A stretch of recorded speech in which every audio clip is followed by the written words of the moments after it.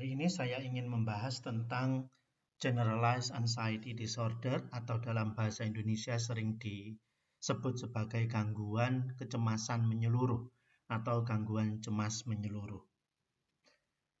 Jadi GAD ini menarik karena biasanya dia untuk secara umum dia akan lebih gampang dikenali dari simptom atau gejala yang dinilai pada awalnya adalah bukan gejala psikiatri, tapi gejala medis. Contoh seperti gangguan di saluran cerna, kemudian gangguan di area dada yang sering dinilai sebagai mungkin adanya gangguan jantung dan yang lain yang berhubungan dengan daerah dada.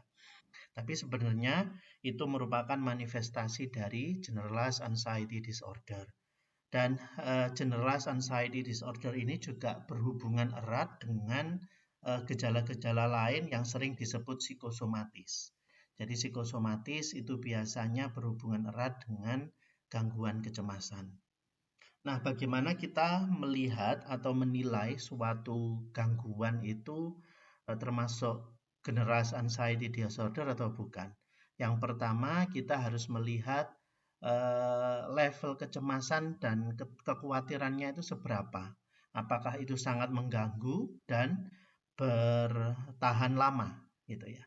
Kalau sudah mulai kelihatan mengganggu aktivitas sosial dan aktivitas dari si penderita dan itu berlangsung selama kurang lebih 6 bulan dan ada tanda bahwa si yang mengalami tadi, pasien tadi itu kesulitan mengontrol kekhawatirannya.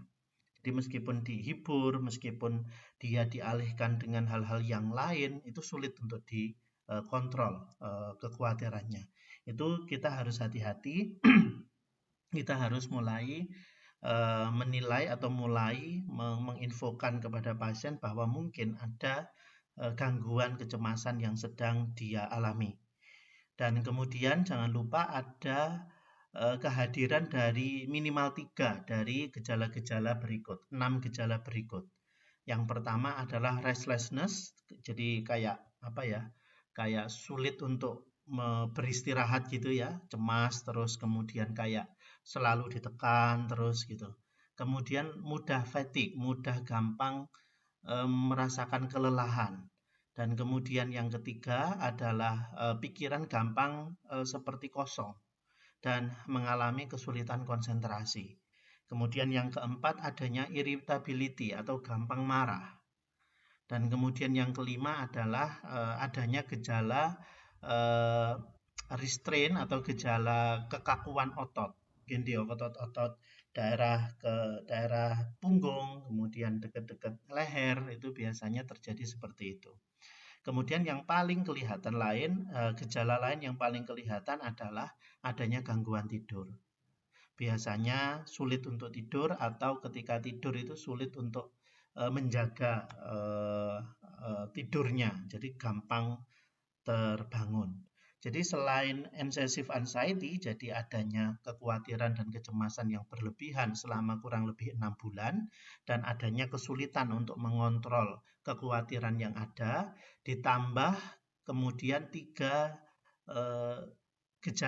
gejala ini ya, ditambah 3 gejala yang dari 6 ini ya.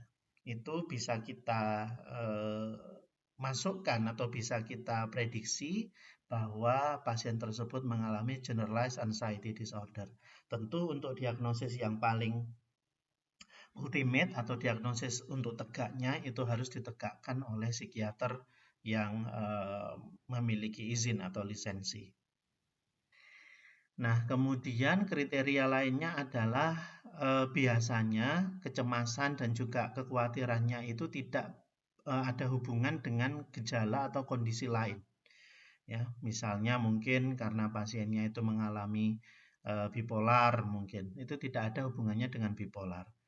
Nah, kemudian yang paling utama selain yang tadi kita sebutkan bahwa ada significant distress atau functional impairment. Jadi adanya gangguan pada fungsi-fungsi sosial.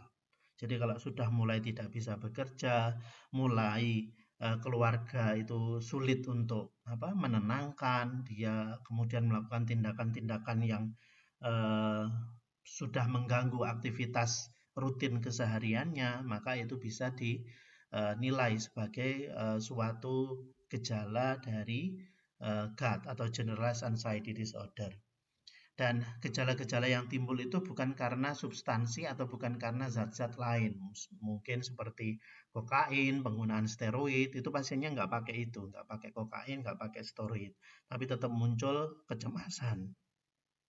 Atau juga kondisi medis yang lain. Jadi tidak berhubungan dan memang hanya disebabkan oleh kecemasan menyeluruh tadi. Kemudian tanda dan gejala utama dari Generalized Anxiety Disorder ini ada 3. Yang pertama adalah dari sisi psikologis dan kognitif, kemudian dari sisi fisik, kemudian dari sisi impairment-nya. Jadi dari sisi psikologis dan kognitif jelas ya, adanya kecemasan yang berlebihan, kekhawatiran yang sulit dikontrol, dan dia merasakan bahwa dia ada di dalam tekanan, dia terus dalam tekanan, kemudian konsentrasinya itu sulit untuk terpusat, dan kadang-kadang pikirannya juga kosong, kemudian dia merasakan dia tidak bisa relax gitu ya, dia restlessness, kemudian kadang-kadang bahkan timbul irritability atau gampang marah kepada orang-orang sekitar. Itu tanda psikologis dan kognitif dari Generalized Anxiety Disorder. Kemudian dari sisi fisik yang timbul adalah mudah lelah, fatigue, kemudian adanya ketegangan pada otot, kemudian gangguan pada tidur. Kemudian dari sisi impairment-nya tidak berfungsi secara sosial, okupasional, atau fungsi-fungsi lain. Dan biasanya pada pasien-pasien yang mengalami GAD ini adanya masalah di coping system. Jadi bagaimana dia melewati suatu problem, melewati suatu masalah kehidupan yang dihadapi, dia biasanya agak kesulitan. Nah, ini adalah tanda-tanda dari Generalized Anxiety Disorder. Nah, untuk farmasi, untuk melihat efektivitas, kita akan kesulitan kalau kita hanya berpegang pada penilaian klinis dari dokter, karena seringkali penilaian klinis dari dokter itu tidak terdokumentasi dengan lengkap gitu. Kalau punya kesempatan untuk berinteraksi dengan pasien, maka kita bisa melihat dari rating scale yang ada. Jadi ada yang namanya Generalized Anxiety Disorder Assessment, GAD-7.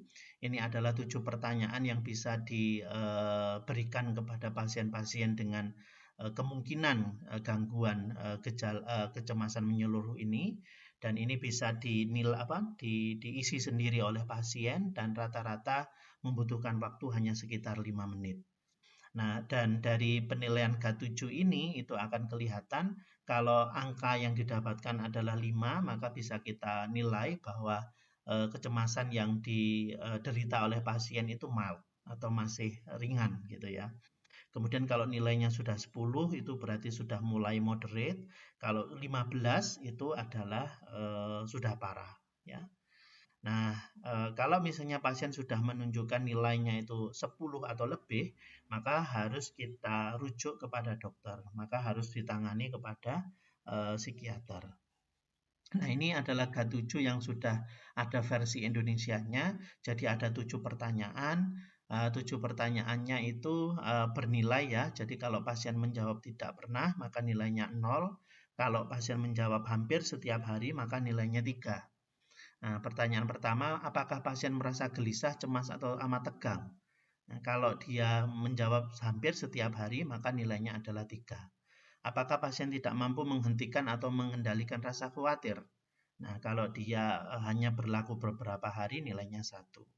Apakah terlalu mengkhawatirkan berbagai hal? Kalau dia menjawab lebih dari separuh waktu yang dimaksud, artinya enggak setiap hari, tapi dalam kesehariannya katakanlah dapat separuh gitu ya, dalam kehidupannya separuh lah dia merasa khawatir.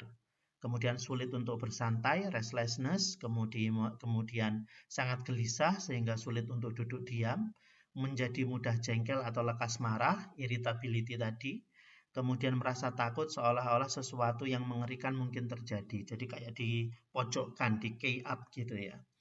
Nah, ini adalah pertanyaan yang bisa kita sampaikan kepada pasien. Ini bisa kita buat assessment. Kalau teman-teman di komunitas mungkin kalau ingin memberikan layanan tambahan untuk screening kecemasan, ini bisa diberikan kepada pasien. Kemudian selain GAD-7 ada yang namanya skala lain yaitu Hamilton Anxiety Scale. Ini adalah biasanya memerlukan dokter untuk menilainya atau tenaga yang sudah terlatih. Ya, jadi berbeda dengan GAD-7 tadi. Sampai sekarang kayaknya saya belum menemukan versi Indonesianya, tapi mungkin bisa dicari nanti. Kemudian selain Hamilton ada Back Anxiety Inventory. Ini bisa dilakukan oleh pasien, tapi lebih lama karena dia memiliki 21 item pertanyaan. Kemudian ada juga Penn State Worry Questionnaire. Ini bisa diberikan atau bisa dilakukan langsung oleh pasien kalau pasiennya bisa baca ya otomatis. Tapi dia memiliki 16 item scale atau memiliki 16 item pertanyaan yang mungkin membutuhkan waktu lebih lama daripada GAD-7.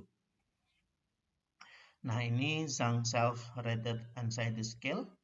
Ya, secara umum memang yang paling gampang untuk farmasis, untuk apoteker kita menggunakan GAD-7 karena dia lebih simpel. Tapi tentu ini hanya alat untuk membantu menilai efektivitas. Untuk penegakan diagnosis tetap dilakukan oleh psikiater yang berlisensi. Demikian dari saya, kurang lebihnya mohon maaf. Semoga bermanfaat.